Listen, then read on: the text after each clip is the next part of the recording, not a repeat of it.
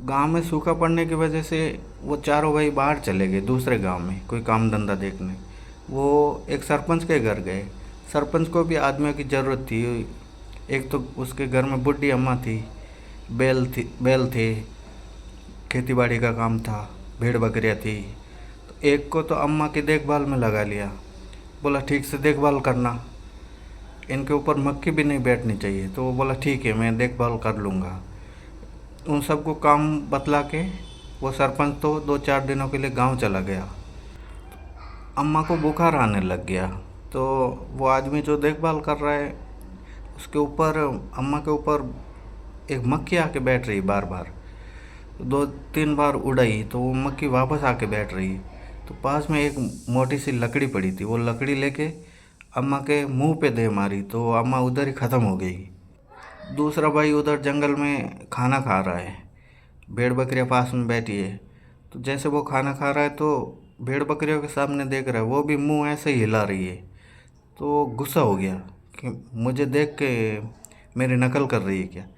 वो भेड़ बकरियों को पकड़ पकड़ के एक पास में कुआं था उसमें डाल दिया पूरा।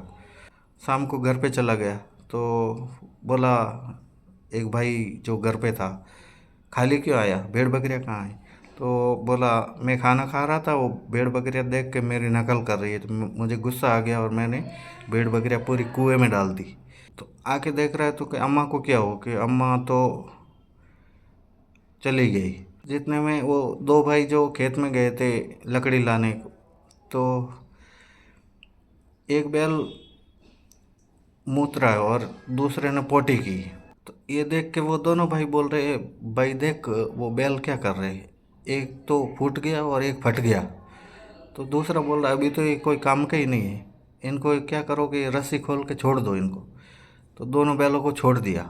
फिर वो बैलगाड़ी धूप में पड़ी थी, धूप में पड़ी पड़ी गर्म हो गई। दोनों हाथ लगाए तो एक भाई बोल रहा है देख इसको बुखार आ गया।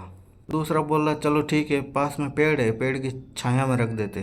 थोड़ी देर छाया में रखा और वो ठंडी पड़ गई। फिर हाथ दिया तो बोल रहा देख ये तो ठंडी पड़ गई। तो ठंडी पड़ने का मतलब पहले पुराने समय में कि शरीर ठंडा पड़ जाए तो आदमी ख़त्म हो जाता है। वो समझे कि ये बैलगाड़ी तो मर गई, तो अभी इसका करे क्या। तो ऊपर लकड़ियाँ थी, वो बैलगाड़ी को उधर ही जला लिए और वो दोनों भी घर पे चले गए। अभी घर पे गए तो वो अम्मा मरी पड़ी है। तो चारों भाई वो सोचे कि सरपंच तो अभी कब आएगा पता नहीं, और आके फिर बोलेगा कि अम्मा मर गई तो आप लोग जलाए क्यों नहीं, चलो जला लेते। वो खटिया समेत ही उठा के लेके चले गए। गांव के बाहर गए और एक पेड़ था तो वो बोले चलो अम्मा को थोड़ा इधर विश्राम दिलाते हैं। तो वो खटिया उलेट दी, उधर उल्टी कर दी। तो अम्मा थी वो उस पेड़ के ऊपर ही रह गई और वो खाली खटिया उठा के चले गए उधर से। आगे जाके देख रहे तो अम्मा तो है ही नहीं खटिया पे, खाली वो खटिया ही पड़ी है। तो चारों बोल रहे अम्मा ज़रूर भूत हो गई। तो वो खटिया उधर ही छोड़ के वापस आने लगे। तो वापस आ रहे तो रास्ते में एक और अम्मा दिखी उनको। तो एक भाई बोल रहा है देखो वो अम्मा जा रही है, ज़रूर ये भूत बन गई, इसको पकड़ के जला लेते हैं। तो दूसरी कोई अम्मा को जला के वापस आ रहे थे।